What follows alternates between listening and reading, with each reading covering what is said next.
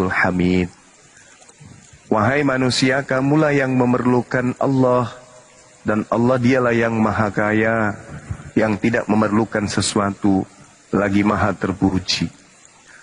Kalau saudara mengatakan Tuhan Anda miskin, sayangnya di dalam Filipi 4 nomor 19 nomor 20, di situ diterangkan bahwa Allah Tuhanku akan memenuhi segala keperluanmu menurut kekayaan dan kemuliaannya, sebab Allah itu maha kaya. Ini Allah maha kaya berdasarkan Filipi. Bahkan dalam kitab Kejadian bertaburan dalil di dalam kitabnya orang Yahudi yang menceritakan bahwa pemilik langit dan bumi itu adalah maha kaya, maha besar, maha berkuasa dan seterusnya. Tapi yang di Kristen Tuhannya Yesus, bahkan untuk sekedar makan pun dia harus mengutuk pohon ara. Kemudian di dalam Lukas 24 ya harus minta makanan, maka dikasihlah kemudian ikan goreng. Ini sangat-sangat tidak serasi dengan pemikiran kita manusia bahwa Tuhan itu kok seperti itu keadaannya. Tapi nggak apa-apa bang, itu kan kaidah iman. Iman Anda mengatakan itu, hanya saja kalau bertabrakan dengan kitab sendiri kan itu jadi berabe jadinya. Apa yang diterangkan kemudian dalam kitab yang Anda pegang, Tuhan maha kaya, Tuhan maha luas, Tuhan maha kuasa, Tuhan maha memiliki, itu tidak confident dengan apa yang Anda sembah hari ini. Nah itu, Allah adalah pemilik langit dan bumi dan apa yang ada di antara keduanya. Tapi sekedar untuk makan saja, dia harus mencari buah ara, di mana buah ara tidak berbuah pada masa itu karena memang bukan buah ara, musim buah ara. Untuk mengetahui bahwa itu musim buah ara atau bukan pun dia minim pengetahuan. Dan itu adalah sembahan saudara.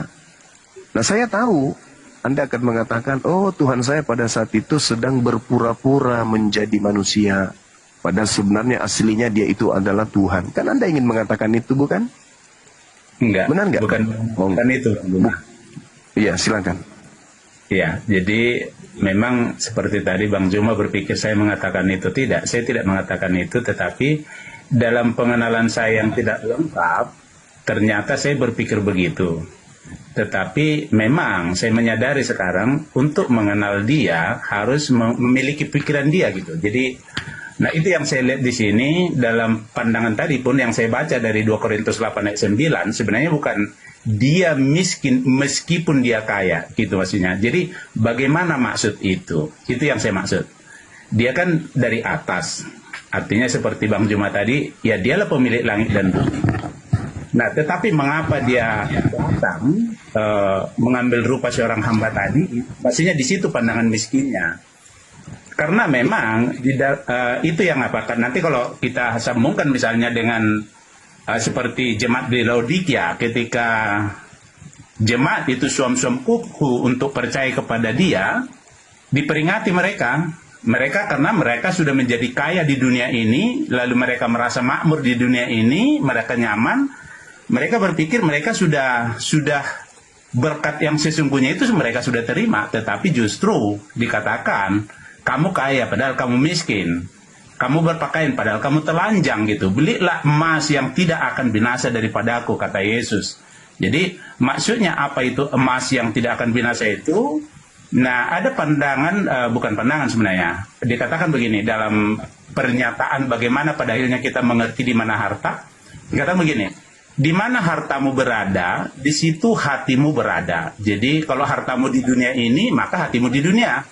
Dan kamu akan mendapatkan hal-hal yang dari dunia. Tetapi kalau hartamu tersembunyi di sorga, maka hatimu di sana. Kira-kira gitu maksudnya Bang Juma.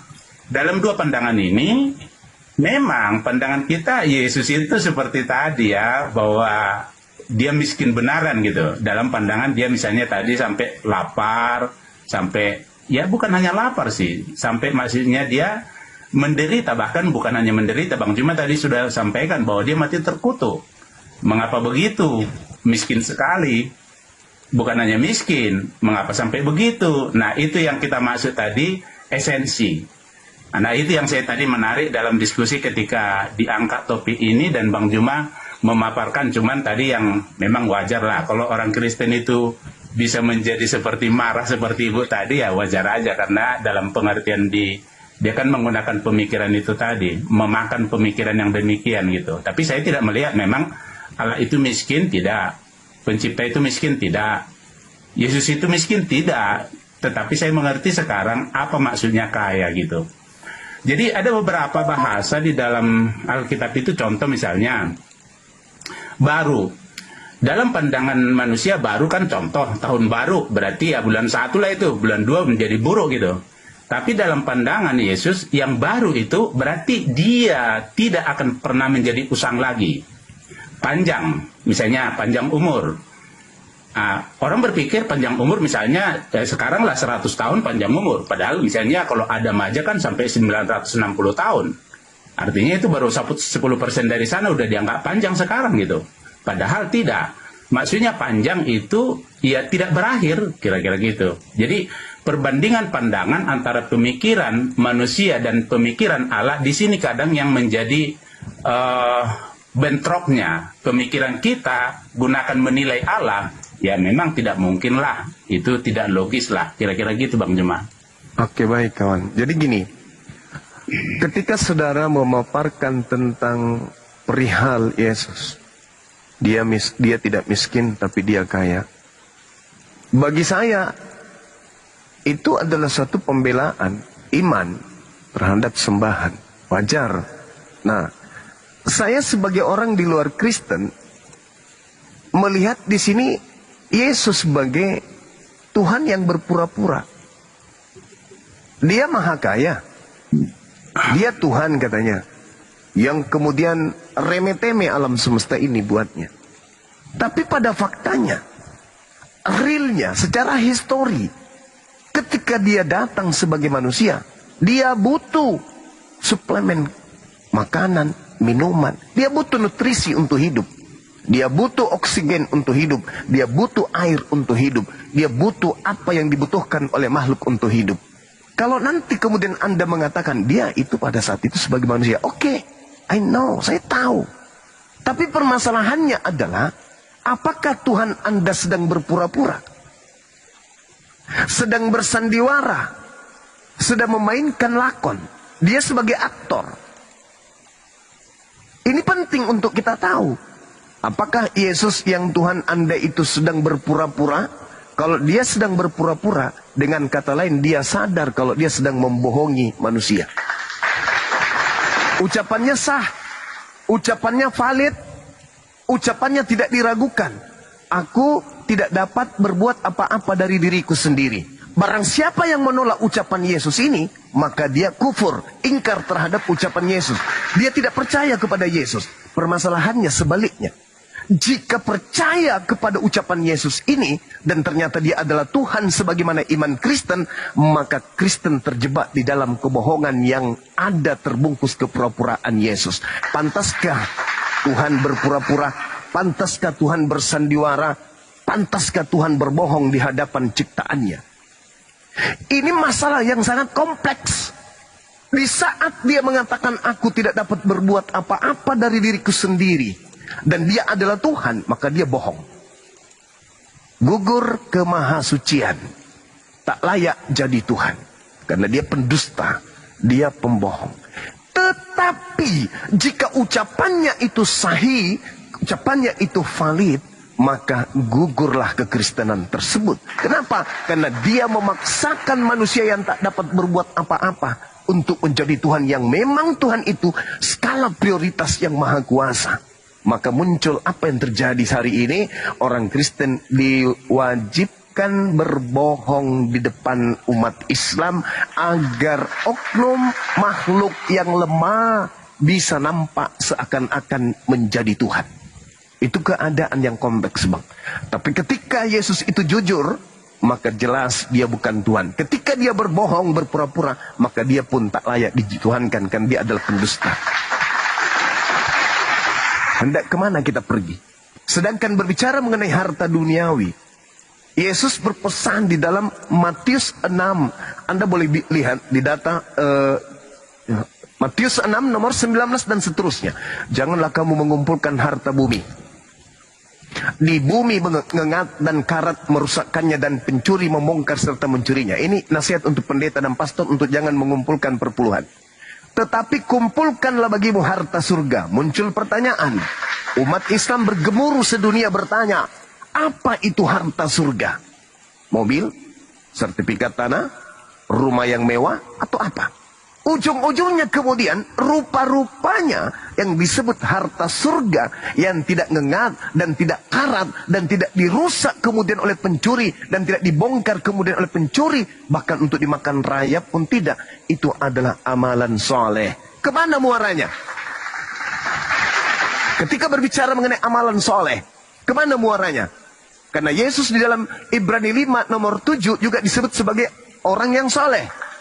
Kemana muaranya? Janganlah kamu mengumpulkan harta bumi. Jangan kamu mengumpulkan harta di dunia ini. Karena ngengat dan karat akan merusakkannya. Pencuri akan membongkarnya. Tetapi kumpulkanlah bagimu harta jannah. Harta jannah apa itu? Amalan-amalan soleh. Amalan-amalan soleha. Sayangnya muara itu ada di Islam dan tidak ada di Kristen. Kristen, mohon maaf nih 1 menit. Kristen harus disibukkan dengan pola kebohongan. Maafkan saya, izinkan saya berbicara seperti itu. Kenapa? Ketika Yesus ditemukan tidak berdaya, maka bohongnya muncul. Oh, dia pada saat itu sebagai manusia. Bohong. Ketika kemudian Yesus mereka sembah jadikan Tuhan. Oh, dia adalah kepenuhan keilahian. Bohong. Siang malam kalian disibukkan untuk berdusta, berbohong, berpura-pura dan seterusnya. Apakah itu adalah teladan dari sosok yang kalian sembah? Datang ke dunia berpura-pura jadi manusia, ternyata dia adalah Tuhan.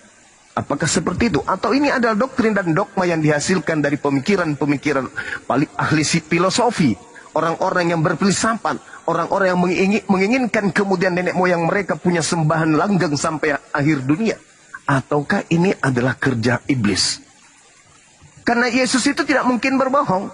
Yesus itu jujur dalam menyatakan sikap, menyatakan perkataan dan perbuatan. Tapi kenapa orang yang mengaku pengikutnya kok pelin-pelan?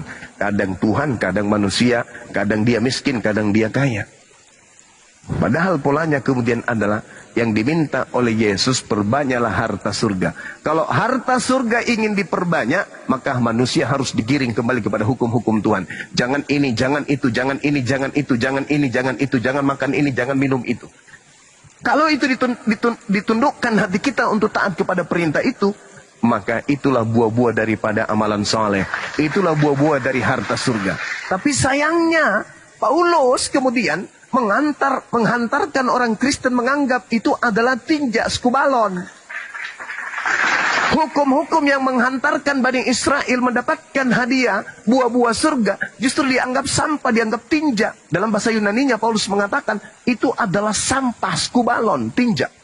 Hukum Taurat itu adalah tinja, itu adalah sampah yang sekarang adalah beriman kepada Yesus Kristus. Lalu mana harta surganya? Harta surganya yang mana? Sedangkan harta surga itu adalah amalan-amalan. Di dalam Matius 19, guru, ya paman, seperti apa kelakuan, perbuatan, tindakan, pola hidup, gerakan tubuh, gerakan hati, supaya saya bisa masuk ke dalam surga? Apa kata Yesus? Gerakkan tubuhmu dan jasadmu, jiwamu untuk jangan membunuh. Gerakkan tubuhmu, jasadmu untuk menyembahnya kepada ilah Abraham, ilah Yakub, ilah Ishak, ilah Yakub. Gerakkan jasad dan tubuhmu untuk mengikuti aturan-aturan mainnya. Taati perintahnya, jauhi larangannya. Artinya, ketika Yesus berpesan dalam Matius 23, nomor 1, nomor 2, itu yang harus dijadikan sebagai lakon dalam kehidupan. Jangan kau ikuti ahli Taurat dan orang-orang Yahudi, kata Yesus, beserta orang Farisi. Muridnya berkata, kenapa bisa guru? Mereka menghafalkan, mereka membaca, mereka mengetahui, tetapi hanya berkata-kata, tidak mempraktekkan. Jangan kau ikuti itu. Permasalahannya sekarang, Kristen hanya mampu berbicara tentang Taurat. Kristen hanya bisa kemudian menenteng buku yang isinya terjemahan dari Taurat. Tetapi 1000% Kristen tidak menjalankan hukum Taurat itu sendiri. Bedanya orang Farisi apa? Memegang Taurat tapi tidak menjalankan Taurat. Bedanya orang Farisi apa? Kristen ketika diperintahkan dalam Keluaran 20, jangan ada ilah lain di hadapanku. Maksudnya, jangan ada ilah selain ilahnya Nabi Musa. Hari ini Kristen membuat ilah baru yang datang kepada Paulus. Akulah Yesus Kristus. Itu ilah buatan Paulus itu sendiri, bukan ilahnya Nabi Musa. Saya kira begitu kawan. Jadi ketika dikatakan perbanyaklah harta surga, maka harta surga itu adalah amalan soleh, amalan soleh, amalan soleh. Bukan kemudian ya hanya di dalam hati, kemudian serba rohani, sunat rohani, ibadah rohani, nyanyi rohani, nanti makannya juga makan rohani. Saya kira begitu, silakan. Terima kasih Bang Juma. Itu apa ya, maksudnya cukup teratur, tetapi karena panjang saya tidak tahu maksudnya nanti apa bisa menanggapi banyak hal ya disampaikan itu. Nah, saya setuju. Memang ketika melihat itu di dalam kekristenan sekarang, saya tidak bisa juga berkata bahwa kalau dia Kristen, dia pengikut Yesus gitu. Saya tidak bisa berkata itu juga. Karena memang berbeda ya, agama Kristen dengan pengikut itu beda. Seperti Bang Juma sampaikan, sebenarnya pengikut itu melakukan apa yang dikerjakan oleh tuannya gitu. Itu pertama dulu. Jadi saya tidak pernah lagi maksudnya memandang orang atau bertanya kepada orang agar saya mengenal dia gitu, tidak. Karena memang saya sudah mengerti sekarang tanpa diberitahukan kepada kita, tanpa ada pertolongan dari atas, sebenarnya kita tidak mungkin mengenal dia yang datang dari atas. Itu sudah ditulis. Nah, itu sebabnya saya juga tadi tidak juga harus bertanya lagi kepada pendeta untuk mengenal itu. Nah, saya setuju itu. Nah, tentang remeh-temeh gitu, memang tadi Bang Juma sudah seperti mengunci. Kalau dia pura-pura tidak pantas Tuhan, kalau dia serius dengan perkataannya tidak pantas Tuhan juga. Nah, jadi nggak ada pilihannya di sana. Tetapi memang dia menjadi Tuhan bukan karena dia pura-pura atau dia memang serius melakukannya. Tetapi memang Bapa yang di sorga itu yang menyatakan itu. Nah, itu sebabnya dikatakan mengapa dia harus menjadi Tuhan. Saya katakan Tuhan ya, karena kalau sebenarnya kalau saya berkata Tuhan dengan Tuhan pun dalam pemikiran apa yang di dalam kitab suci itu bisa saya terangkan, tetapi dalam pemikiran orang kan nanti seperti Yesus itulah Bapa itu. Nah, itu memang menjadi kesulitan sendiri nanti dia di sana. Nah, itu yang banyak orang-orang Kristen banyak berdebat dan memang menjadi kesulitan dia di sana gitu. Jadi saya melihat bahwa ketika dikatakan Allah itu tidak pernah dia maksudnya seperti ada lagu, bahkan sekarang lagu rohani orang Kristen, suka-sukamu Tuhan, suka-sukamu Tuhan. Wah, saya betul-betul itu sedih mendengarnya. Kenapa? Tanpa pengertian. Jadi pencipta itu betul-betul memang adil gitu. Jadi kalau dia suka-suka itu lalim. Kita harus bisa mengenal dia dengan cara yang ditunjukkannya, melalui perbuatannya, melalui perkataannya, melalui kehendaknya. Jadi itu harus pasti gitu. Maka ada dalam cerita Alkitab seperti Ayub. Ayub ini sangat soleh, saking solehnya dia kan kalau ada misalnya di dalam hukum Taurat, kalau lakukan kesalahan harus mengorbankan hewan untuk penebusan itu, tebus salah gitu. Nah, karena dia kaya raya, dia punya anak 3, laki-laki dan perempuan juga. Nah, orang itu dalam kekayaan itu bersuka cita tiap malam karena mereka mengundang teman-temannya untuk berpesta. Jadi, Ayub ini selalu mengorbankan hewan dengan berpikir, siapa tahu anak-anakku melakukan kesalahan. Bukan karena dia tahu anak-anaknya salah, bukan. Tapi dalam kesalehan, dia mengorbankan itu karena berpikir siapa tahu anak-anakku berbuat kesalahan. Itulah kesalehannya. Tapi dalam suatu waktu jalan-jalanlah iblis ini berdiskusi dengan bapak itu. Kau lihat Ayub, bagaimana hambaku Ayub? Katanya kepada iblis, wah ya wajarlah dia memuji-muji engkau, orang dia semua ada gitu, ada semua, nggak ada yang susah dalam hidupnya, dia kaya raya, dia sehat, dia begini. Oke, aku berikan kuasa kepadamu untuk mengambil seluruh kesehatan dan juga hartanya. Lalu, dalam satu waktu, ditimpa kebinasaanlah seluruh orang itu. Hartanya habis, dan sampai akhirnya anak-anaknya habis, sampai Ayub dicaci maki oleh istrinya. Maksudnya, istrinya bilang, udahlah, kutuki Tuhanmu itu, habis itu matilah kau gitu. Karena Ayub sendiri sudah sangat menderita, di dalam badannya pun ada borok. Oke? Tetapi dia tidak mau mengutuki Allah itu. Dia berkata kepada istrinya, loh, masa kita terima yang baik aja dari dia, kalau yang buruk kita tidak terima? Akhirnya istrinya maksudnya seperti mengutuki dia lah. Nah, terdengarlah kepada 3 orang sahabatnya dia, ada Bildad, Sua, dan satu lagi di sana dari Teman. Mereka itu melihat Ayub dengan seluruh penderitaan itu. Bang Juma, tahu berapa lama orang tertegun? Kita biasakan lihat penderitaan orang bisa tertegun sampai misalnya bermenit-menit, kira-kira begitulah. Oh, mohon maaf, Bang Juma lagi keluar ya? Ya, host. Halo? Kayaknya mental. Bang Naga, Teking, lihat di bawah. Bang Paro. Bang Naga, Teking. Bang Paro. Kalau itu kayaknya kena tombak kayaknya. Bang Naga, Bang Paro, Teking. Ini gak ada moderator yang ini. Iya lanjut bang, lanjut bang. Makasih. Jadi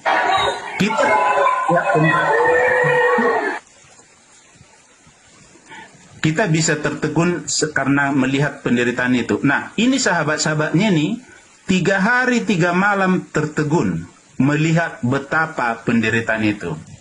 Setelah 3 hari 3 malam baru mereka mulai bisa berkata-kata. Ketika sahabat ini berkata kepada Ayub bahwa kau pasti melakukan yang salah, Allah itu tidak pernah salah menghukum. Allah itu baik. Allah itu, mereka memuji-muji Allah dan menyalah-nyalahkan Ayub. Nah, singkat cerita, Ayub berkata, saya tidak salah. Saya bisa berdiskusi dengan Allah itu, dengan Bapak itu, hanya jangan dibawa wibawanya, nanti saya ketakutan sebelum ngomong gitu. Oke? Jadi dia tidak salah, dia itu pendapatnya. Sampai akhirnya teman-temannya juga seperti memarahi dia. Mana ada manusia yang benar, mana ada kau tidak salah. Allah itu yang selalu benar gitu. Tetapi di akhir cerita, justru ketika maksudnya Allah itu datang dalam berkata-kata dengan Ayub, dikatakan, Ayub, mari kita bicara sebagai laki-laki. Karena itu permintaan Ayub. Ketika aku menjadikan bumi ini dengan seluruh tiang-tiangnya, dengan seluruh rancangannya, kau di mana? Ketika aku menjadikan kuda Nil yang ada di sungai Nil, dengan seluruh rahangnya yang kuat itu, kau di mana? Lalu Ayub langsung berkata, hanya dari orang aku dengar tentang engkau. Hari ini aku poinnya tidak akan... bang, poinnya bang, abangku, poinnya di sana. Lanjut. Ya, poinnya. Kesalehan Ayub itu betul seperti yang abang itu bilang tadi, bahwa kesalehan itu betul, itu gambaran. Nah, poinnya ternyata Allah itu yang kita bilang, sering orang bilang itu suka-suka, ternyata tidak. Dia hanya bertanya kepada Ayub, langsung Ayub merasa, wah ternyata aku tidak mengenal engkau. Saya tidak bukan melihat nanti di akhirnya bahwa akhirnya 3 orang yang menyembah Allah berkata Allah itu baik, Allah itu dipuji, tetapi menyalahkan Ayub justru tidak diterima. Bahkan Allah berkata, kalau hambaku Ayub tidak berdoa tentang kamu, aku tidak terima, kira-kira begitu. Artinya Allah itu ada hukumnya gitu. Kalau kita menyembah Allah atau memuji Allah bukan dalam dasar yang sudah Allah tentukan, nah itu pun menjadi sia-sia. Dalam Alkitab ada 2 kebenaran Allah biar terjadi. Pertama, dengan hukum Taurat, melakukannya tepat seperti itu.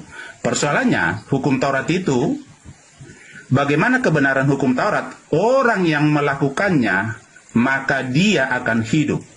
Itu kebenarannya. Persoalannya tidak ada rupanya orang Israel sendiri pun gagal dalam menaati seluruhnya tepat seperti itu. Artinya mereka ada bersalah. Tetapi kebenaran yang kedua, percaya kepada perbuatan Allah. Bagaimana perbuatan Allah agar kita menerima kebenaran itu? Nah itu tadi Bang Juma sering sampaikan, iman.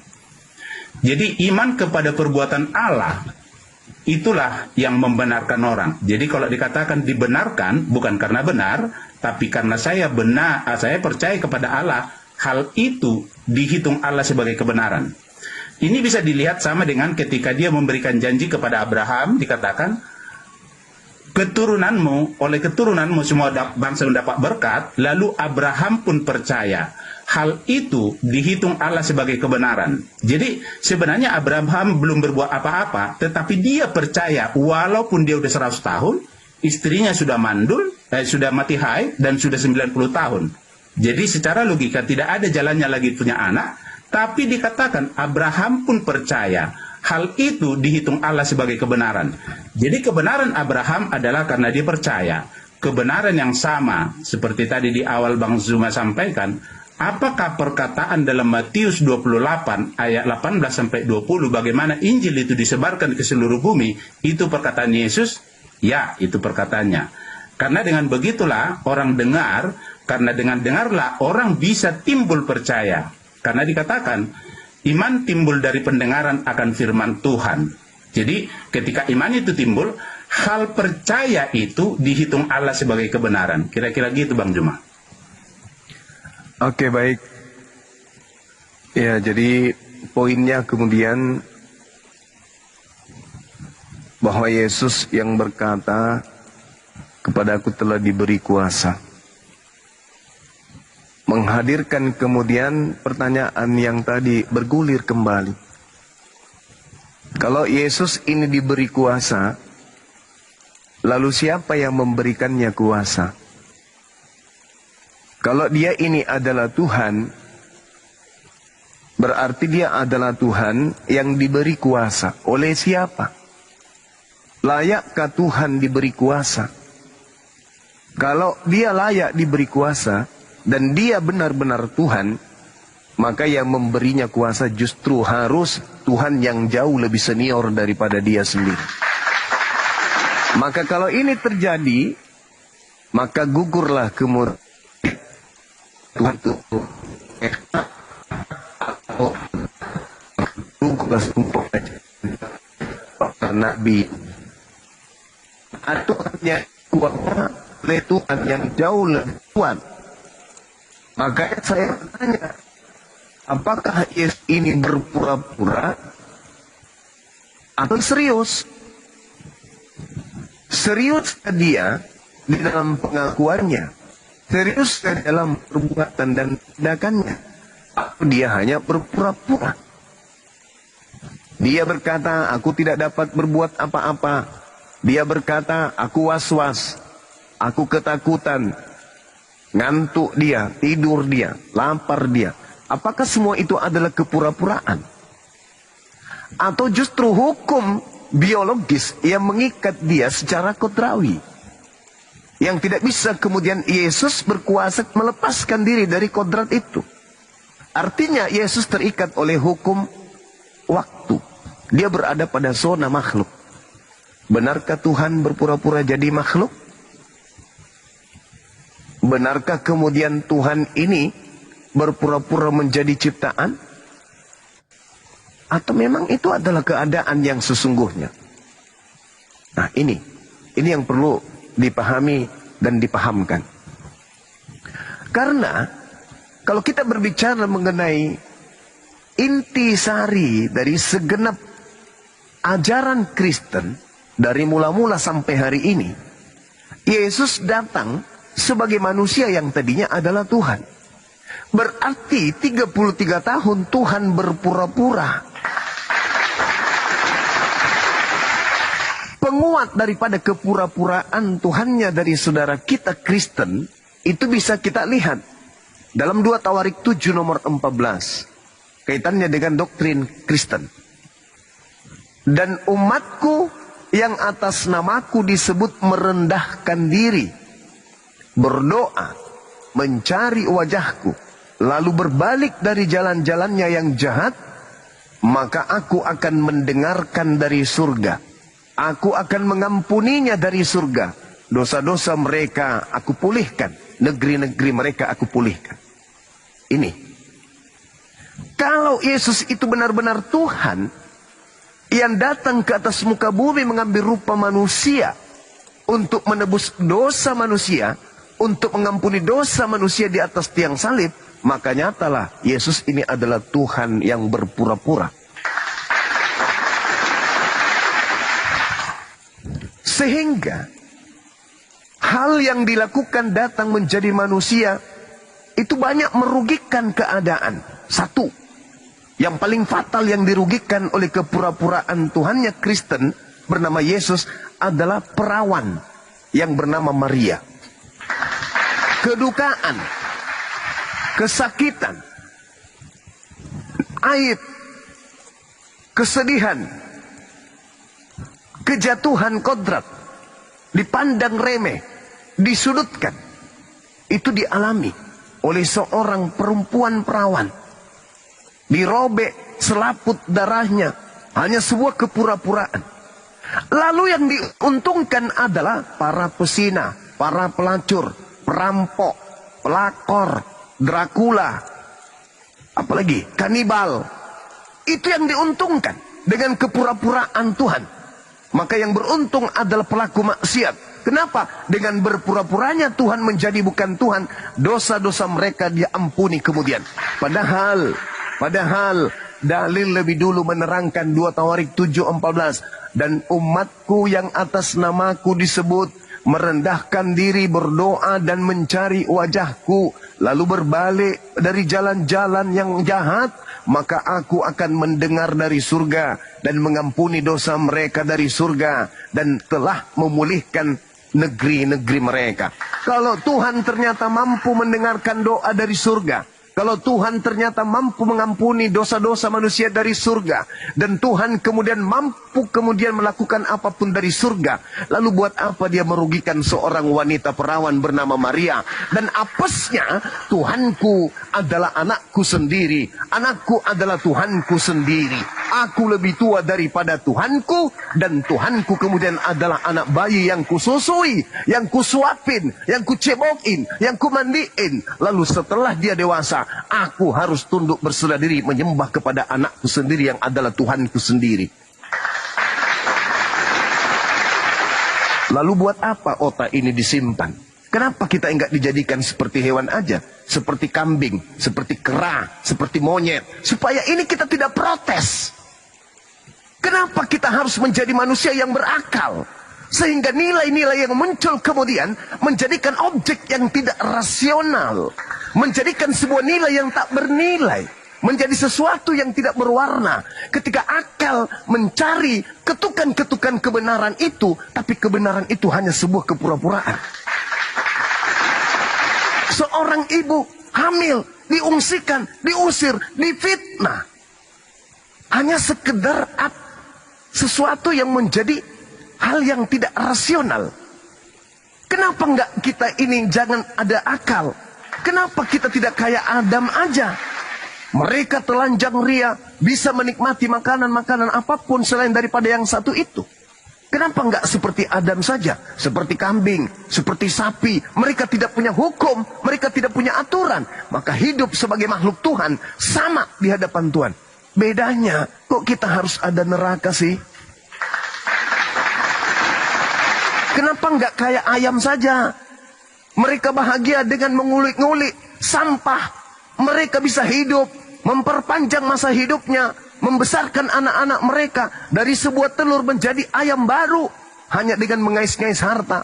Tidak ada neraka yang mengancam bagi mereka. Tidak ada siksaan kubur yang mengancam bagi mereka. Tidak ada penyakit jantung bagi mereka. Tidak ada lever, tidak ada kanker, tidak ada bisul bagi mereka. Kenapa tidak jadi ayam saja? Kalau ternyata Tuhan hanya berpura-pura menjadi manusia.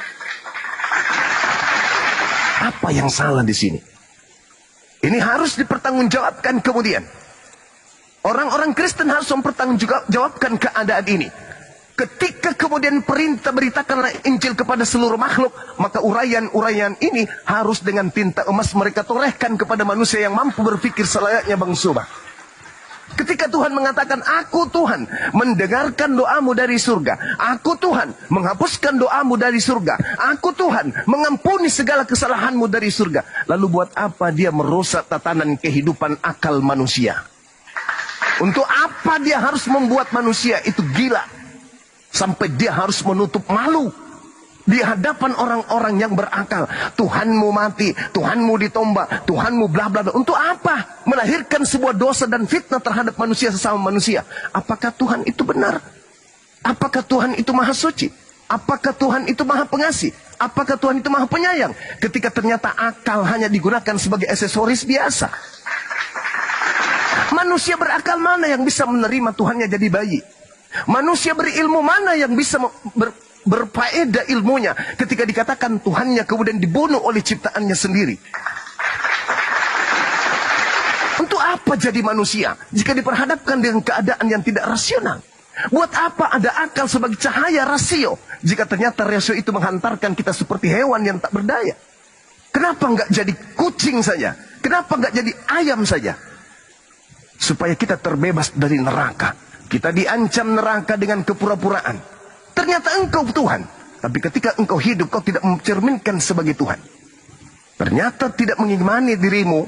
Kau pasangkan akal sebagai riset awal dari ciptaanmu. Kau simpan akal itu kepada kami untuk kami menelaah kebenaran ketuhananmu. Tapi ternyata sisi engkau pada saat engkau berpura-pura, ternyata saya harus menjadi hewan yang hanya mengatakan imani saja, percayai saja, yakini saja. Lalu akal saya ini untuk apa? Kalau pola itu benar, lalu untuk apa akal ini? Ketika kemudian Tuhan mengatakan aku mengampuni, aku mendengarkan, aku menghapuskan dosa, aku memulihkan kemudian dari langit, dari surga. Lalu buat apa dia turun berpura-pura? Menjadikan anak manusia berdarah-darah, jutaan manusia menjadi mati karenanya. Peperangan antar akidah, antar agama terjadi. Saling menguatkan akidahnya masing-masing. Inilah yang benar, itulah yang benar. Ternyata Tuhan bisa kemudian mengampuni dosa dari langit. Untuk apa dia turun? Ternyata Tuhan rupanya bisa menghapuskan dosa-dosa dari surga. Lalu untuk apa dia turun? Menghancurkan kemudian pola kehidupan manusia. Ada yang menjadi Kristen, ada yang menjadi Hindu, ada yang menjadi Yahudi, ada yang menjadi Islam. Ada yang menolak, ada yang tidak menolak, ada yang menerima dan seterusnya. Maka muncul pertanyaan, benarkah saudara punya Tuhan itu berpura-pura? Adakah seperti itu? Bukankah Tuhan itu maha hak?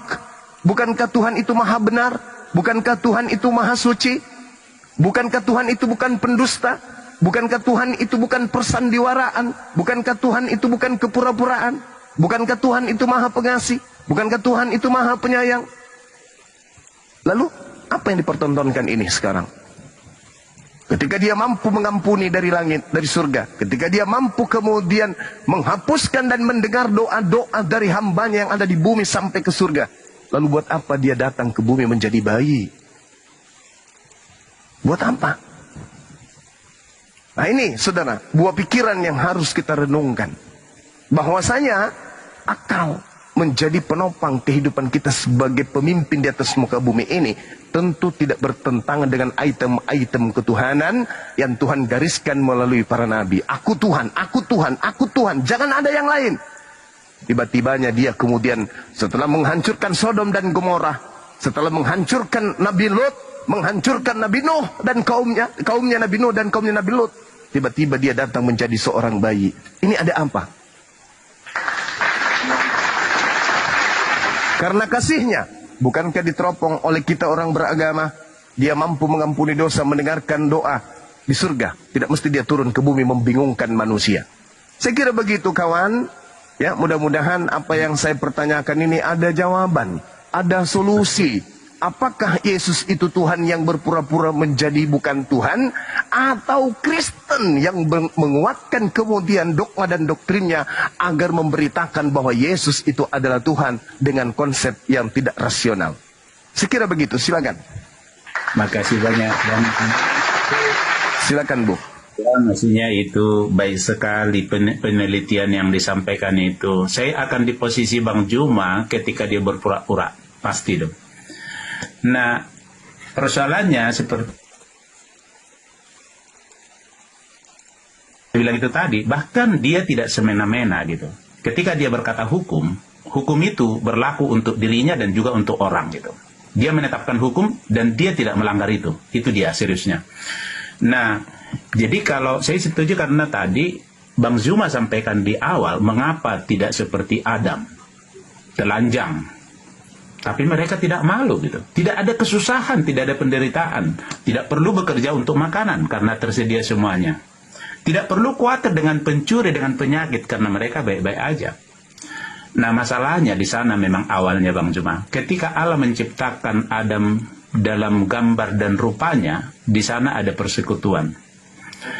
Tetapi bukan tanpa hukum, karena Allah itu mau juga ditaati. Maka dia beri perintah, hanya satu, tidak banyak. Jangan makan buah pengetahuan itu. Lalu, itulah perkataan, sebenarnya itu, karena dikatakan Allah kalau makan pasti mati. Itu dianggap sebagai hukuman. Karena manusia dalam kehendaknya itu dia berpikir, kehendaknya itu dipenuhi, itu kemerdekaan. Tetapi justru bisa kita lihat nanti bagaimana kita mengenal Allah dari sana.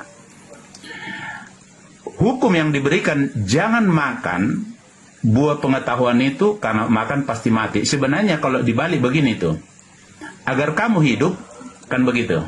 Ya, jangan makan. Nah, kira-kira begitu. Di sana ada buah beribu-ribu, banyak sekali buah, semua baik. Hanya satu yang dilarang. Padahal bebas dia makan yang lain gitu. Persoalannya kita tahu dalam cerita kemudian, karena iblis menggoda mereka dengan keinginan mereka itu, dibangkitkan keinginan, dikatakan memang akhirnya mereka tidak mengerti perintah yang mana yang jelas. Iblis berkata begini, pasti Allah katakan jangan makan semua. Tetapi Hawa sepertinya tahu tetapi tidak penuh. Oh bukan, hanya satu yang dilarang, karena kalau dimakan atau diraba pun kami mati. Padahal sebenarnya Allah berkata tidak perlu seperti ditambahi Hawa itu sedikit. Padahal dikatakan jangan makan pasti mati. Tapi dia berkata kami raba pun, kira-kira gitu. Jadi, nah di sana iblis langsung sekak langsung di sana. Oh, tidak betul kamu mati, tapi kamu seperti Allah, tahu yang baik dan yang buruk. Nah, di si keinginan Tuhan ini ingin seperti Allah. Anehnya, mereka kan diciptakan dalam rupa dan gambar Allah. Tetapi mereka malah ditipu, kamu seperti Allah. Padahal tadinya mereka seperti Allah memang. Seperti Bang Juma sampaikan, mereka bergaul. Tetapi itulah tipuan keinginan. Maka, pendeknya mereka makan. Berarti jatuh. Nah, setelah mereka makan itu, jatuh dalam dosa, disitulah mulai ada ketakutan, ada malu karena telanjang, ada bersembunyi ketika Allah datang. Jadi memang dosa itu akan bisa kita sadari ketika kita melakukan dosa, kita malu, kita takut, kita tidak mau datang kepada Allah. Kenapa? Allah itu terang. Kita yang berdosa semakin diterangi, semakin jelaslah dosanya gitu. Jadi kita takut itu. Nah, tetapi bagaimana lagi? Karena Allah sudah berkata pasti mati, berarti ada hukuman. Allah tidak boleh mencabut itu. Tetapi di dalam kemurahannya, dia sebenarnya tidak mau Adam itu binasa. Tapi karena pelanggarannya, hukum Allah menetapkan itu. Nah, inilah yang kemudian bagaimana cara Allah memulihkan. Itulah sebabnya tidak berpura-pura, Bang Zuma. Jadi, dikatakan, kalau kita baca Ibrani 1 ayat 1 dan 2 dikatakan begini. Pada zaman dahulu kala, Allah berfirman kepada nenek moyang kita dengan berbagai cara dan bentuk melalui para nabi. Artinya nabi-nabi bercerita tentang bagaimana cara Allah ini nanti menyelamatkan manusia dari hukuman karena dosa gitu. Karena dosa adalah terpisah dari Allah. Artinya pasti di bawah hukuman. Karena hukum Allah menetapkan itu. Nah, harus ada cara di sana. Nah, itu sebabnya Allah itu dengan berbagai cara menunjukkan bagaimana kehendak Allah itu terjadi. Tapi itu zaman dahulu kala yang masih belum jelas. Nah, firman itu kemudian dikatakan pada zaman akhir ini dia berfirman melalui anak satu-satunya seperti itu. Yang dia tetapkan yang berhak atas segala sesuatu yang kehendak Allah itu terjadi. Nah, itulah sebabnya anaknya. Jadi memang ketika berkata ada di sana istilah anak Allah, ada Bapa. Nah, sekarang orang Kristen kalau Bang Juma bertanya, kemungkinan akan kesulitan menjawab karena dia berpikir Tuhan itu seperti apa gitu. saya tentu harus meluruskan dulu, karena ketika saya berkata Yesus sebagai Tuhan, saya mengerti maksud begini. Bagi kita hanya satu Bapa, yaitu Allah, yang daripadanya segala sesuatu berasal, dan yang untuknya kita hidup. Dan satu Tuhan, yang olehnya dan karenanya kita hidup. Jadi sumbernya dari Bapa, itu yang kita sebutkan Bapa, yaitu Allah itu atau Theos di sana, dan satu Tuhan atau Kurios, itu Yesus anaknya itu. Jadi memang memahami Tuhan, ketika kita mengasosiasikan itu kepada Bapa pencipta itu, boleh, berarti Theos. Tetapi kalau Tuhan dalam artian Tuhan, pemimpin atau raja kepada Yesus, nah itu maksudnya satu Tuhan. Jadi itu yang dikatakan di sana. Yang menjadi kesulitan nanti, yang mana Tuhan itu, Yesus itu Tuhan atau Allah itu Tuhan gitu. Jadi karena dia menyamaratakan gitu. Yesus itu maksudnya Tuhan kita ketika kita sudah menjadi percaya. Kalau kita tidak percaya, ya Tuhan kita yang lain dong, gitu. Itu maksudnya. Jadi, tapi kalau pencipta itu, mau kau percaya, mau kau tidak percaya, dia tetap pencipta. Nggak bisa diganggu-gugat. Kita setuju itu. Nah, tetapi bagaimana kita mengenal dia yang pencipta itu? Nah, tentu seperti tadi, melalui firman-Nya, melalui para nabi, dan sekarang melalui anaknya yang sudah datang sebagai manusia. Nah, itu yang ditulis di Ibrani 1 ayat 1 dan 2. Nah, bagaimana keseriusan ini? Nah, itu sebabnya dikatakan kan, hendaklah kamu menaruh pikiran dan perasaan yang terdapat dalam Kristus, yang walaupun dalam rupa Allah, maksudnya karena dia di atas, tetapi tidak menganggap kesetaraan itu sebagai milik yang harus dipertahankan, melainkan dia telah mengosongkan dirinya, menjadi miskin dia. Dia yang kaya menjadi miskin, mengosongkan dirinya, dan mengambil rupa seorang hamba. Dan dalam keadaan dia rupa seorang hamba, dia sudah mati, dikuburkan, bangkit pada hari yang ketiga.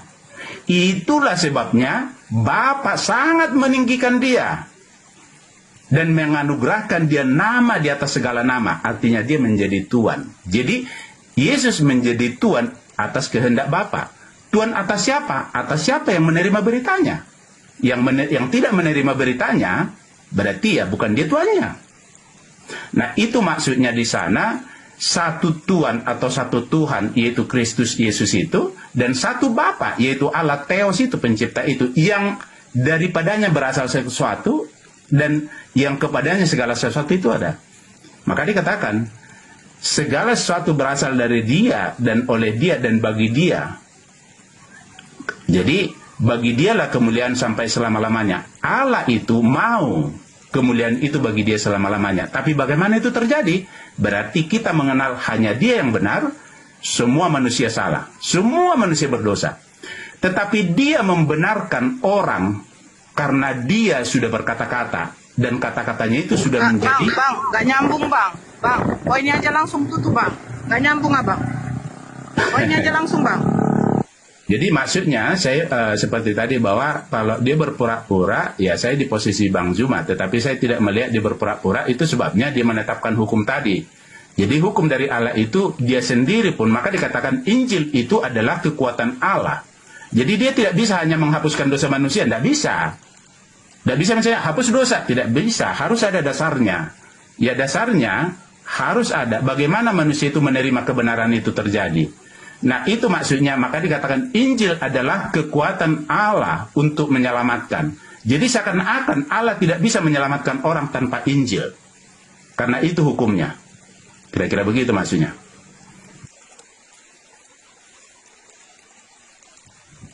Iya. Jadi kalau saudara mengatakan tidak berpura-pura, berarti konsekuensinya Anda harus mengakui bahwa Yesus dan Bapa itu adalah Tuhan dua yang berdiri masing-masing. Yesus adalah Tuhan yang tak berdaya, sedangkan Bapa adalah Tuhan yang maha kuasa. Yesus kebetulan mengakui itu, yaitu bahwa di dalam pengakuannya Yohanes 4 nomor 34, makananku adalah melakukan apa yang diperintahkan oleh Bapa untuk aku kerjakan. Artinya Yesus ini adalah Tuhannya Kristen yang benar-benar ya butuh bantuan dari Tuhan yang jauh lebih besar. Di dalam Kisah Para Rasul 2 nomor 22, yang melakukan apapun yang Yesus lakukan bukanlah Yesus, tetapi Tuhan yang jauh lebih berkuasa inilah yang kemudian memberikan upaya kepada Yesus untuk melakukan mukjizat-mukjizat, di mana mukjizat ini yang melakukannya sebenarnya adalah Bapa, tetapi Yesus hanya sebagai perantara saja. Yesus membangkitkan orang mati ternyata bukan sebagai Tuhan, tetapi apa yang dilakukannya itu adalah bantuan dari Tuhan yang jauh lebih besar dari dirinya. Dengan kata lain, Yesus adalah Tuhan junior dan Bapa adalah Tuhan senior, di mana di situ tidak ada kepura-puraan menurut saudara kita, sehingga Yesus adalah Tuhan yang terbatas. Di sini permasalahannya. Keadaan ini menghantarkan kita kepada posisi sama dengan Kristen dengan Yesus yang punya keterbatasan. Kristen mengusung misi untuk menyetarakan pencipta langit dan bumi yang maha kuasa setara dengan makhluk bernama Yesus yang masih menerima kuasa dari sang pencipta yang maha kuasa. Dengan kata lain, saudara Kristen ingin menyamakan Tuhan yang maha kuasa dengan Yesus yang tidak maha kuasa. Kalau kita mencerna lebih jauh, yang ingin menyaingi Tuhan itu iblis. Keadaan sekarang menghantarkan Kristen ingin menyaingi Tuhan dengan tokoh yang mereka usung bernama Yesus. 1 Timotius 2 nomor 5, karena Allah itu esa. Allah itu esa. Esa tentu satu dong. Entitas tunggal yang absolut. Yang tak ada duanya dong. Tetapi sangat disayangkan, selain Allah yang esa ini, ternyata Yesus juga esa. Artinya, Tuhan punya saingan. Allah atau Elohim yang dikatakan oleh kitabnya orang Yahudi, yang esa tadi, yang ahad, Shema Israel Adonai Eloheinu Adonai Ahad. Begitu Kristen terbentuk, dia punya saingan bernama Yesus. Maka ya saya sebagai Islam semakin kuat, karena ternyata ada kekuatan yang diusung kemudian untuk menjatuhkan posisi Tuhan yang maha suci dengan menyetarakan dengan makhluk yang memiliki keterbatasan. Dengan saudara kita mengatakan Yesus tidak berpura-pura dan dalam keadaan itu Yesus adalah Tuhan, maka saudara Kristen sadar sepenuhnya bahwa Kristen sedang ingin meruntuhkan kekuatan pencipta langit dan bumi dengan menggaungkan kelemahan-kelemahan Yesus yang nyata di hadapan mereka adalah Tuhan itu juga sendiri. Ingat, logika apapun yang Anda usung, narasi apapun yang Anda usung, 1 Timotius 2 nomor 5 jelas di sana ada dua entitas yang sama-sama esa. Yesus esa, Allah juga esa. Yesus esa, hakikat yang mengutusnya juga esa. Maka Kristen terciduk menuhankan dua Tuhan. Satu Tuhan yang lemah, satunya lagi Tuhan yang maha kuat. Tuhan yang lemah menerima kekuatan dari yang maha kuat. Nah ini, mohon maaf, ini saya harus sampaikan karena ini adalah data bahwasanya keadaan ini harus diterima oleh saudara-saudara kita Kristen. Mereka Kristen memiliki dua Tuhan, satu lemah, satu kuat. Saya kira begitu untuk sementara. Kebetulan saya ada kegiatan, mungkin bisa diambil alih oleh host. Silakan diarahkan saudara kita ini diskusi lebih lanjut. Ya, saya rasa teman-teman di sini bisa lebih kuat untuk memberikan argumentasi. Silakan. Terima kasih saudara Rui. Tetaplah berkarya. Iya, silakan. Selamat sore Bang Juma. Ya aduh, banjir mualaf lah lagi Bang Juma. Lanjut, kita lanjut. Masya Allah ya, Gurunda. Memang saudara-saudara Kristen ini kalau memang mau berpikir secara jernih ya, secara jernih, hilangkan dulu, tanggalkan dulu dogma doktrin. Istilah populernya itu mengosongkan diri. Ada seorang mu'alaf ya dari NTT, Nusa Tenggara Timur, Flores. Aku tanya, kok bisa, gimana caranya sehingga bisa menerima Islam, bersyahadat gitu. Ya waktu itu aku mengosongkan diri, Bun. Aku heran aja, aku kaget aja. Ketika saya berdoa kebaktian di gereja, yang ada di pikiranku itu, Tuhan saya kok mati. Tuhan saya kok dibunuh oleh ciptaannya. Tuhan saya kok dilahirkan. Jadi ketika dia dalam keadaan berdoa, berkecamuk itu kan batinnya berkecamuk, bertolak belakang nuraninya. Ini pengaruh ya puasa ya. Nuraninya bertolak belakang tuh. Nanti kapan-kapan ya aku ajak dia masuk membuat kesaksian. Jadi mulai dia gelisah, mulai dia menolak ke gereja.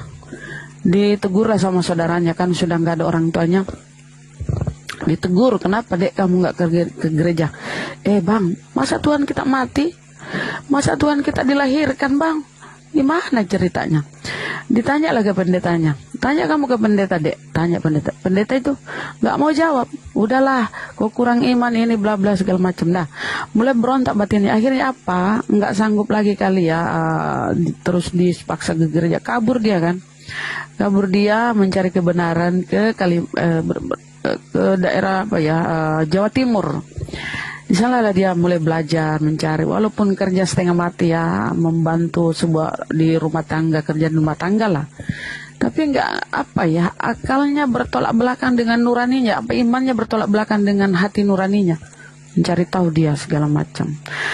Akhirnya sekarang malah dia yang balik membantu saudaranya itu yang di Flores sana.